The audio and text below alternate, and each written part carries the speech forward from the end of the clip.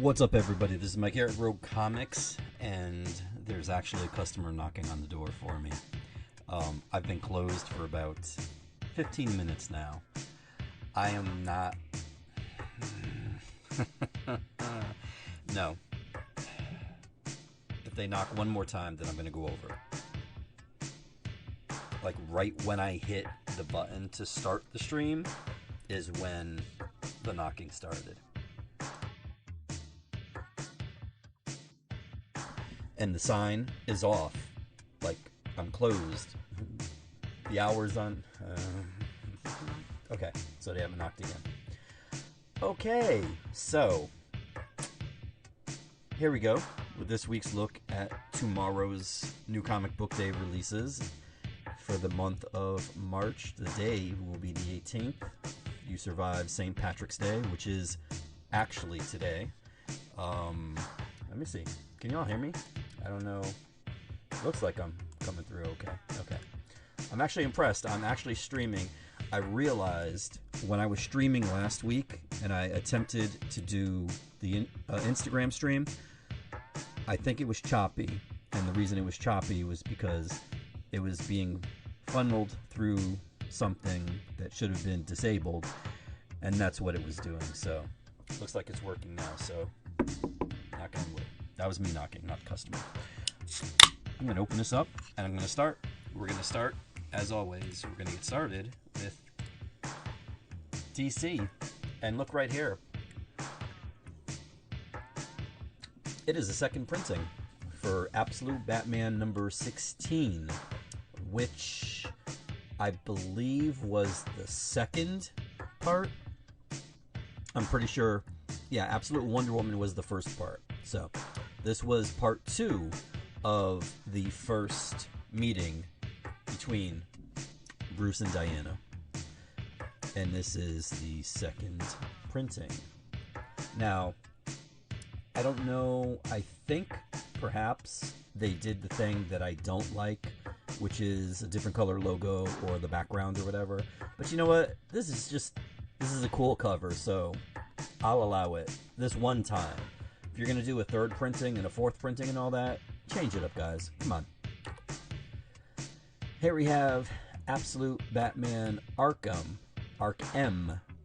This is the second printing for this one-shot that came out a couple months ago. Yeah, it's been a while. And here is the... Let me see, who is this? This is the... Oh, duh. It's Derek Chew. This is the Derek Chew cardstock variants. Actually, you know what? Hold on. I finally got my Twitch verification code. What do you mean it was wrong? Oh, because it was 9, not 8. Duh. Okay. So what I was trying to do is with the... Whoa. No, sorry about that. With the thing that I use, you need to... Settings. No. You need to have their chat open so you can, so I can get the chat on the stream so I can see if anybody's commenting. So you need to have the chats open, and I need to go there. There we go, to open it. So there, that should hopefully do that. Okay, so as I was saying, this is Derek Chew, and this is a cardstock variant right there. Then we have this. This is Absolute Flash number 13, and as you can see, as it says right there on the cover, this is an all-new story, or there shall be an all-new story, right there. And oh, I haven't even been telling you who's doing the art and all that, but these are the first two were the second printings. This is Jeff Lemire, and I'm trying to read the bottom there. Oh, Hainig. So, I haven't seen this yet. I haven't looked through it yet, so I can't tell you exactly how it is, what it looks like, but I'm sure it's going to be as good. Next up, let's see, where is it? Here we go. Absolute Superman issue number 13. Sorry about that. This is second printing, Jason Aaron. and Sandoval, Rafa Sandoval. Actually, I don't know. This might be. I don't know. This is second printing. I'm like, maybe it's third printing, but no, it's only second. But look at this Steve Gross cover. This is what I got. I got some of these because I like Steve Gross and I like the way this looks. So, let's see.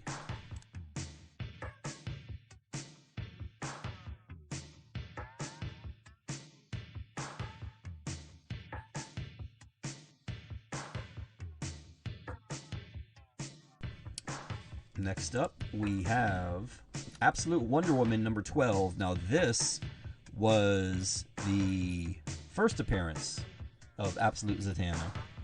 Although it was like one of those things where the character shows up at the end in like a panel or two. Kind of like Wolverine in Hulk 180. So when people tell you that Hulk 181 is the first appearance of Wolverine, you tell them that that is incorrect. First appearance of Wolverine is Hulk 180. Impress all your friends. Get the girls. That's how you do it. Here is the Ricky Yagawa cardstock variant for Absolute Wonder Woman number 12. Then there is Absolute Wonder Woman number 15, which is the second printing, which is also the first part of the Absolute Batman and Wonder Woman crossover. So they will both be here tomorrow. How long they last, I do not know. And I'm also going to be building some sets, even though it's only 2 issues, but still significant, you know. And here we have Batman Superman World's Finest, issue number 49. And that does not look good. Ultraman. And I forgot what the Justice Society's Owlman, is it? I think, I want to say. Their version of Batman. And I gotta say, I do like Batman's, the way Batman's costume looks here. Chances are, I'm gonna, let's see. I don't want to say it, because if it is, I'm gonna take a drink. Let's see. It is, oops, I hit the wrong thing. Damn it. I have all the other stuff working well except for the browser, so I can actually embiggen this. Yes, it is Dan Mora. Unfortunately, he's not doing the art, but that looks like it's going to be Russell and Toe, maybe?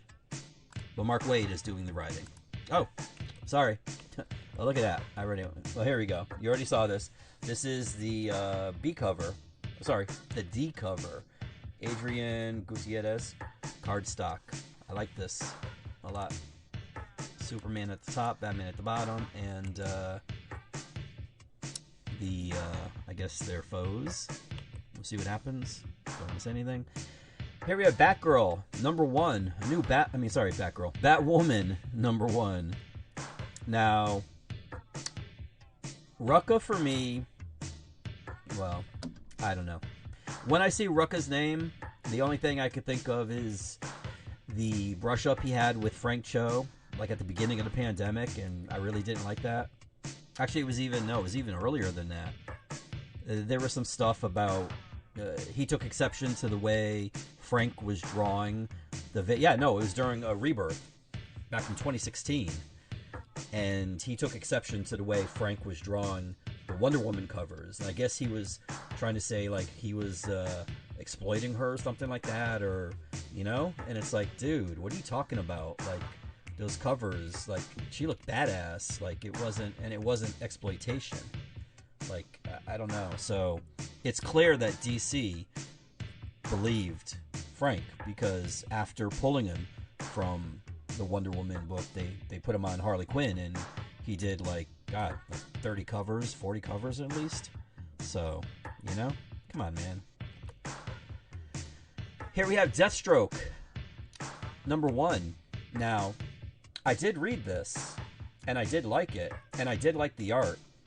Like the art looks very much like this cover, because it is, I want to say Carmine. Let's see. Come on. I have so many things running over here. There we go. Okay. It is Carmine, yes.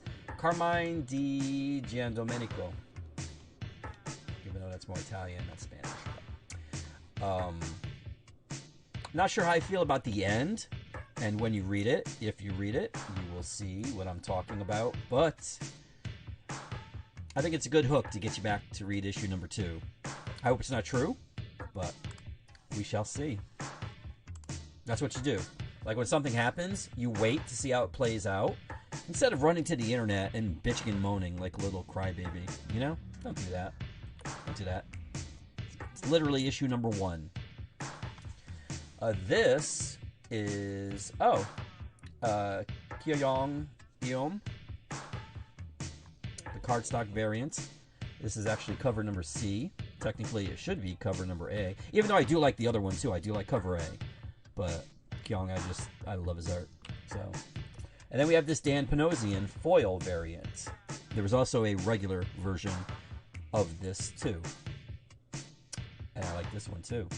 9 times out of 10, unless they're giving retailers some sort of a deal because of the way we cope with all of the nonsense that they put us through on a daily basis, most of the stuff that you see, I have a slight interest in, or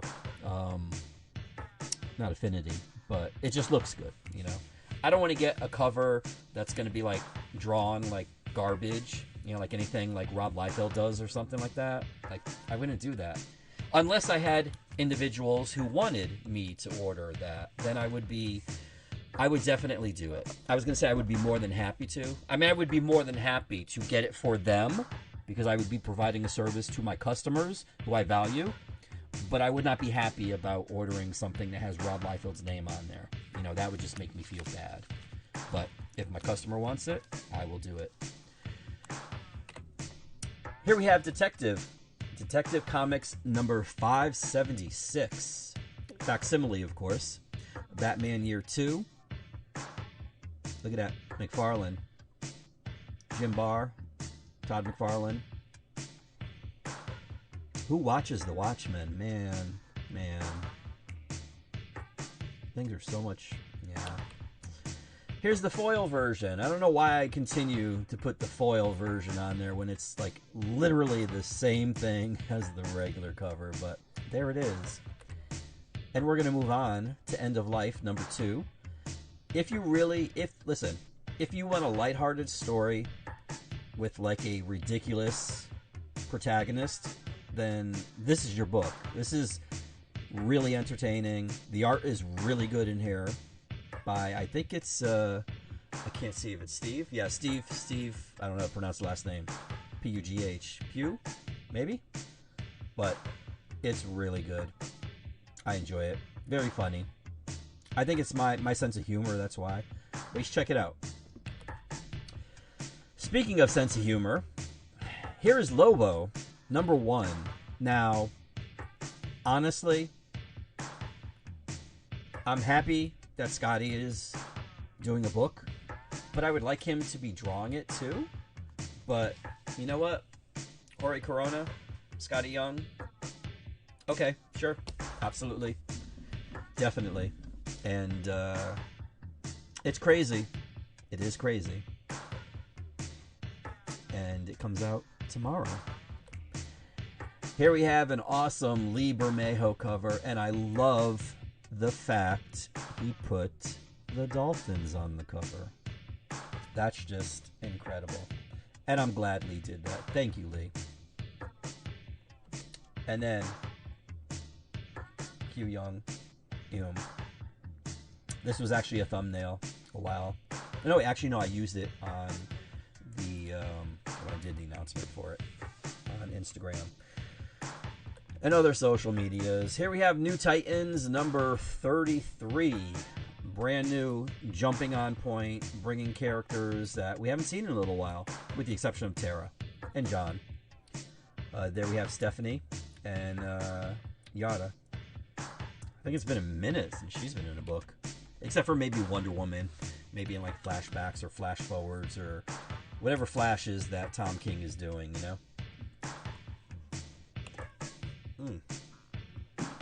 Here we have Nightwing, number 136. I think that's a 6. That is a 6. With a awesome Jorge Fornes cover. Dan Waters, I think, is writing this. Give me a minute. Yes, it is. Yes, he is. And Dennis Cohen is drawing it. So, yes. I'm eager to look at this and see. Hopefully. They gotta start doing right by Dick Grayson, man. Come on. Come on. Okay. This here. This is Superman Unlimited. This is issue number 11. It is still written by Dan Slott. And that's plus. The cover is by Dan Mora. I'm trying to see. I just clicked on it. Is it? There we go. Mayor. I don't know if it's John Boy Mayer or if there's another Mayor. You know what? Jesus Christ. I have a phone. I can figure this out. But I will say, I haven't read this yet, but I am curious because you see that right there? That's John Kent. That's John Kent, one half of one of the greatest superhero teams in the history of superhero teams, the Super Sons. And it was a dark day in, I think it was like 2018, 2019, where DC, in their infinite lack of wisdom, decided to let Brian Michael Bendis reinfest DC Comics. And he wasted no time decimating Lucas Mayer. Lucas Mayer is the artist. In decimating one of the greatest teams, definitely DC's had, by I don't even want to tell you what he did to John. Needless to say, this is not how John looks anymore. So, I don't know what's going on. I don't know what Dan Slott's going to be doing, because you did see, we're going to go back a couple, where is it? There it is. That's John currently. And as you can see, yeah, they aged him up. And they also tortured him in between, but you know what? Like I said, I'm not going to talk about that. But, so I'm curious to see what Dan Slott, what this means, what this is, what the repercussions of this is going to be. Because, excuse me, for the most part, Damian is still Damian. Like, he hasn't changed at all. I mean, outside of like character developments or whatever, but as far as stature, age, and stuff like that, he's still the same. So, does this mean they're going to de-age John and put him back to the way he should be? Because that was a segment of an audience that DC should have continued trying to cultivate, but they didn't. They allowed that idiot to do what he did to this character. Like, it was terrible. It was terrible, truly. And the sad thing... No, never mind. I'm not... We're moving on. Wonder Woman. This is issue number 31. And this begins, as you can see on the top there, the Wonder War. So, what that means is this would be a good jumping on point. And then also, besides this one, which is, I'm assuming, yeah, this is Daniel Samperi. There's this cover by David Nakayama. And I don't know, I just like the way Dave draws Diana. Like, yes, she should be an Amazon. She should be like, you know, like just gritty and all that stuff. But he just makes her look, I don't want to say innocent or whatever, but like just, it just looks good. It just looks good. And that is all of the stuff by DC. DC is going to be big next week. This is the calm before the storm. So enjoy it while it lasts. Over in the MCU, I got a bone to pick with MCU. And I'm going to go here. Okay, so you see this right here? What you see on the screen right now is the cover for Amazing Spider-Man number 24. Looks cool, doesn't it? I agree. So, those of you that watch me on a regular basis will be familiar with, I don't know if it's going to show it that way. Well, the final cover may vary. Little disclaimer that they put on the bottom of some of these covers. Well, you've heard me rant about, I think, for 2 weeks now regarding that and how I would have to go to Marvel, their website, to download covers that don't have that disclaimer and are the final copy, you know, final variant, final whatever. So I prepared to do that. And there is there's one. Well, there's two. There's two Amazing Spider-Man number 24 covers that need to be replaced. Okay? When I surfed over to Marvel.com, this is what I saw. This is what they have listed as the cover, the variant cover for, there's going to be, you're going to see it. It's going to be 2 covers from now. You know what?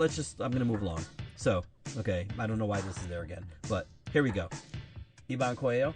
This is the 9-part variant. Look at the bottom. Final cover may vary. When I go there, this is what I see. This is the nonsense that we have to deal with as retailers on a weekly basis. Okay? It's a small thing. It's a dumb thing. But when it happens, and it happens to other things, and it just piles up, it gets to be ridiculous, you know? So I got to filter all this out and just do it. But this is just me venting, so I'm going to keep it moving. This was the other one, because they did that thing, classified again, Mark Bagley. It's, you know, it's a character. You saw the other 2 covers. You saw what the basic layout is. That's what happens with this one. Why is classified? Whatever. Adam said it was like because it's the victim, but you know, it's just stupid. It's really stupid. What isn't stupid though is this Rod Reyes variant cover. This is a Doom homage, and I'm trying to remember what cover this is from because I messed up the X-Men cover last week, I think it was.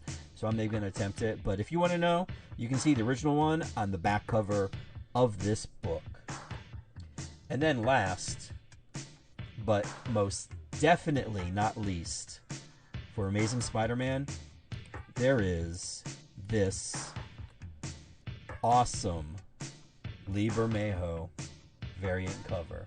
Of course, continuing his Amazing Visions variant line. This is the second half of, I think it might have been from the Venom cover. I can't remember what part 1 was from, but this is part 2, and when you put them together, bliss. It's awesome. Hopefully, I mean, I would love to see this as a poster. This would be awesome to have. Because on the other side is Venom, if you saw the other cover, if you remember. So yes, I have some of these. Here we have Black Panther Intergalactic. Now, it's number 4, and I didn't look through it to make sure to see if this was the final issue or not. Burberry Bando, I will send me a message. Send me a DM and let me know. Okay? If you are still there. I got to keep a better eye on the Instagram things. Because they didn't come up on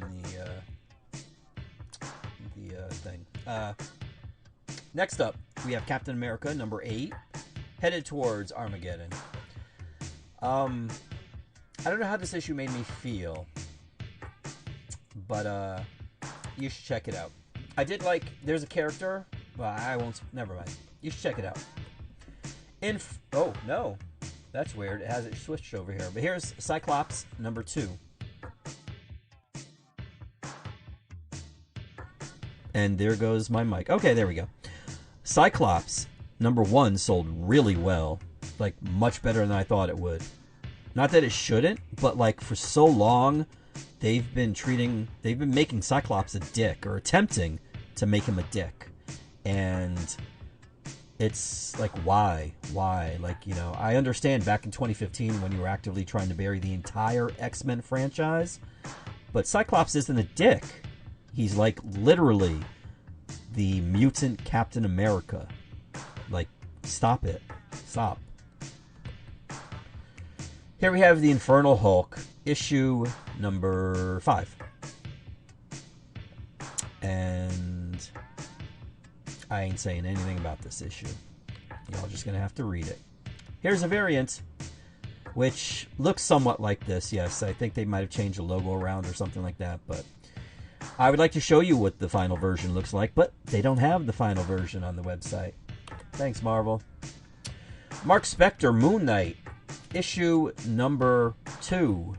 Damn, he got his ass handed to him. Look at that. Poor Mark. Mortal Thor, number 8. I have no idea what happened in this issue. I really don't. But read it, and maybe you can figure it out. Here is the Dave Watcher Doom homage variant. Now, I gotta say, Doom's been around for 40, 60, about 60 years, 65 years, somewhere around there. I get that you want to homage classic Doom covers, but like, bro, this was like an Amazing Spider-Man cover that came out like 2 years ago. Like, really? Like, throughout Doom's history, there aren't other covers? Like, I don't know what the final cover count for this Doom homage variant line is going to be. I'm assuming, I want to say maybe 20, 30. But really, you wasted one with a cover that's not necessarily an homage? Like, the original looks good, but I don't know. I don't know. Be better, Marvel. Come on. Here we have Phoenix, The Untold Story, issue number 1 of 1. Now, originally, as you can see, this awesome John Byrne, Terry Austin artwork on the cover. This, as it says in the blurb right there, features the original uncensored, never before published conclusion to the saga of the Phoenix. And I believe the story goes that back in the day, I mean, obviously this was in the 80s, so there was no internet, there was no computers. Like, literally, things had to be done by hand. Gasp. And originally, I don't know if it was Claremont or Byrne, somebody didn't want the Phoenix saga to end the way that it did. So, and I don't think they knew which way they wanted it to go, so they did it both ways. And this is kind of like a what if, because it didn't happen. I mean, eventually Jean did come back, but it didn't happen like that for a while. But this is the alternate version that they had in the pipeline, just in case, you know? Kind of like what happened with Jason Todd, where people had to vote. Well, though we didn't have to vote on this, but people had to vote whether they wanted Jason Todd to live or die. Could you imagine if they did that today? Oh my God. Number one, they would make so much money from the film. Well, back then you had to make a phone call that wasn't toll free. You had to pay for it. So they got money from that. But, man, so many people out there that act as if, you know. Planet She-Hulk number 5. I apologize, I did not look at the end of this to see if this was the end of this. But I can tell you that Aaron Kuder's art in here looks as awesome as ever. And if this be the end, I do hope that he gets work. Nope, okay. There will at least be a... No, I guess number 6 is the end. Closing arguments, it says. So, yeah, I take that as a final thing. And also, there is no solicitation for May, so that means that number 6 will be the final issue of this series. So that makes it the penultimate issue right there. Here we have Sentry, number 1. Sentry was a character that I really never cared for, particularly when Brian Michael Bendis got his hands on him. Starting to see a theme here, and this is Paul Jenkins actually doing this. Paul Jenkins was also the individual responsible for the Sentry pre-Brian Michael Bendis. And even then, I mean, he was okay. I think the shtick was originally, this was like a character that Stan Lee created or something like that, that was forgotten. Okay, I guess. I don't know, whatever it was, it wasn't intriguing to me. Although I will say, and I say this all the time, that I did like Sentry in Thunderbolts. I don't know why. It's not like, I mean, don't get me wrong, no disrespect to the actor or all that. He did a good job, but it wasn't like it was because of him or anything like that. It was just, I don't know. I don't know. Can't figure it out. Sorcerer Supreme, issue number 4. The art in here, I want to say it's Bernard Chang. Let's see. I really wish on the Comic Geeks app they would do it. So if I looked it up by new releases, then I can go to the line itself, you know, to see what's going on. But this art was Bernard Chang, as I said, yes. And it looks really, really good. Now, also, I don't know if this is a miniseries or not, but I'm going to err on the side of caution and say probably. Especially when Vision Quest comes out. They're probably going to want something to sync up with it. So, see what happens. Here's an Act Believe cover. Look at that. Pretty nice. Ultimate Wolverine, issue number 15. Yes, it is still going. And there will be a 16. 16 is the final issue, which will be out 1 month from now. So it will be out April 15th. So that makes this also a penultimate issue. But look at this Ivan Tao cover. That's awesome. I really like that. That's all I have to say about that, really. Here we have Ultimates, issue number 22. Can you believe? Well, I don't know. Somebody might not be caught up on it. I don't necessarily want to spoil it, but like, look at that cover. Like, yeah. And that, look at that. That is a In-Hyuk Lee Ultimate Special variant. And it looks really good. Really good. Here we have Wade Wilson Deadpool number 2. And they still don't tell you what happened. Like, there's something. Like, they better tread lightly with this, because, like, I don't know. I don't know. They don't say. It's Benjamin Percy and Jeff Shaw. And, yeah.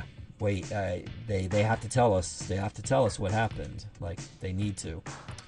Here we go. This is X-Men issue number 27. This would be probably in the top for the best drawn book of this week. Because, I mean, you got that cover right there by Ryan Stegman. Right? Oh, no, sorry.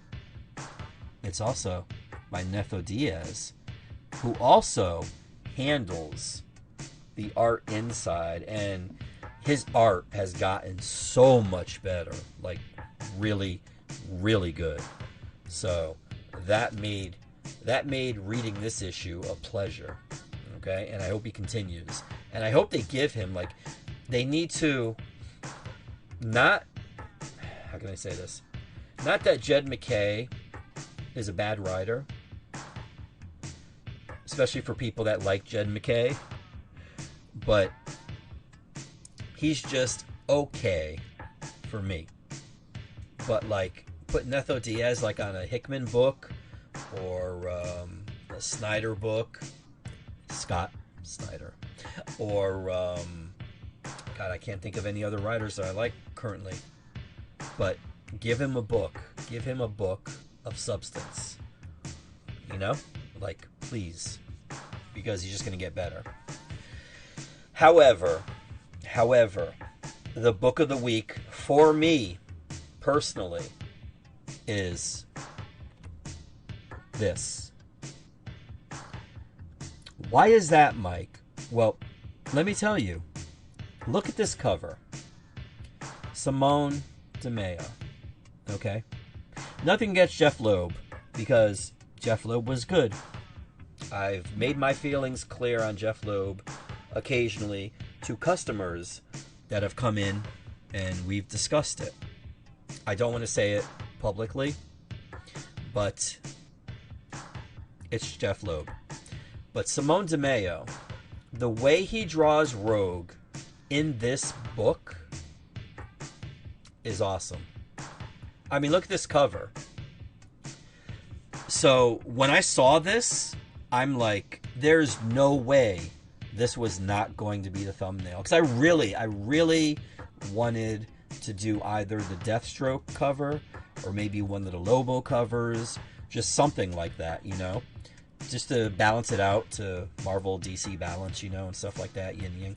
But there was no way I wasn't going to do this. So thankfully, Simone on his Instagram posted a Virgin variant, and I was very appreciative of that, because anything to make, because you heard my rant about the final cover may vary and all that other nonsense and not having the actual variant there.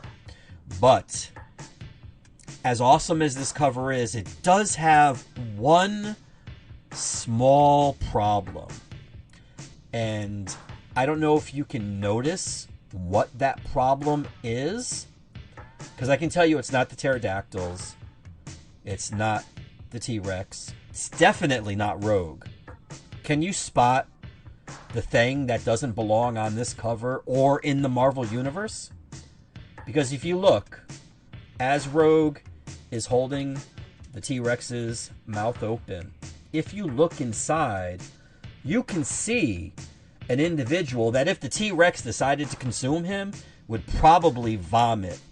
Like, violently vomit. Okay? So, I apologize to Simone DeMeo, like, profusely. I don't like I know there's this controversy about AI and stuff like that, and doing stuff to, you know, art and all that other stuff, but I just couldn't let this stand. Being a kind of a Rogue fan, I don't know, you may have noticed that or not, but I had to do something about it.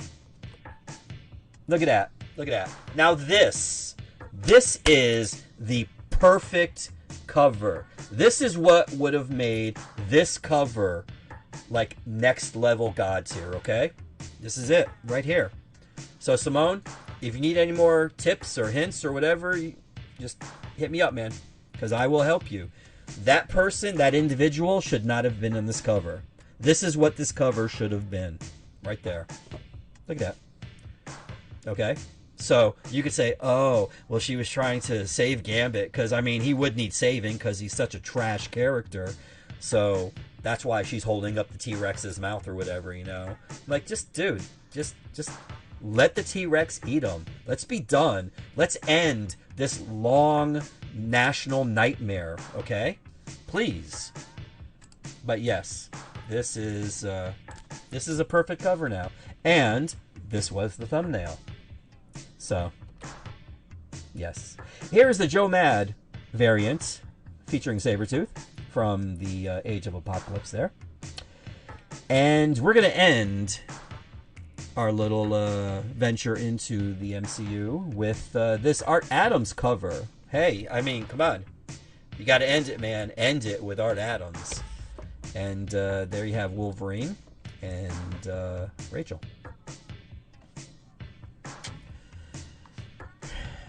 Oh, wait, sorry, not Rachel. Was that Jean? No, that was Rachel. Rachel, Jean, whatever. One of them. I don't remember. Over in the Indie Land, we got a couple books. Baby Garfield, #1. Now, I think there are 2 stories, maybe 3 in here, and one of them does have the Garfield-esque art. You know, it doesn't look like this. Like, this is obviously a contemporary rendition of Garfield. But there is a story in here that does feature the OG Garfield. It's OG-esque.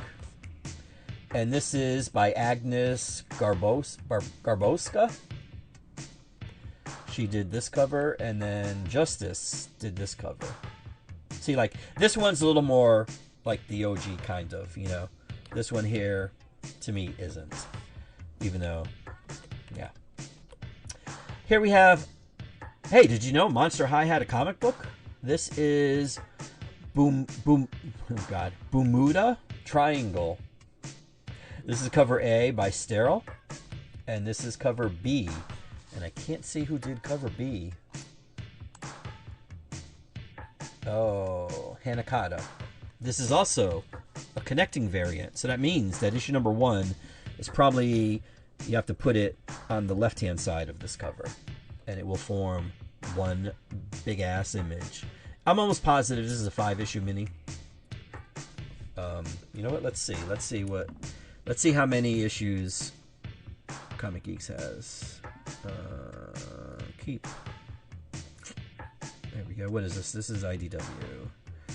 Where is IDW here? There we go. Bermuda. There is a number 3. There is a number 4. And I think that's it. Nope. Well, actually, it could be more. But number 4 comes out in May, so they only have the listings up to May. So, and then we have, this is Starship Godzilla, the Kaisei era, number 6, and the cover is by Oliver Ono. And last but not least for this week is Tales of the Teenage Mutant Ninja Turtles, number 4. And that, my friends, wraps up this look at this week's New Comic Book Day releases. If you are local and you've seen something, I implore you, do not hesitate to say something. Get in touch with me. If you'd like me to put some books aside for you, I can do that. The address is direct.me/roguecomics. It will give you a variety of options to get in touch with me. That way, it doesn't require much effort. And make your choice and send me a message. Or you can do it the old-fashioned way. Go to Facebook. There you go, Rogue Comics CT. Or Twitter, TikTok, Instagram, at Rogue Comics. And that, my friends, is it. Thank you for watching. And I hope you all have a great New Comic Book Day. If you'd like, as always, you can tell me what you got in the comments, what you're looking forward to. If not, hey, that's cool too. I'm easy. And that does it. Thank you very much for watching. Thank you very much for 3 likes. Thank you very much for the 3 likes. And I will hopefully see you next week.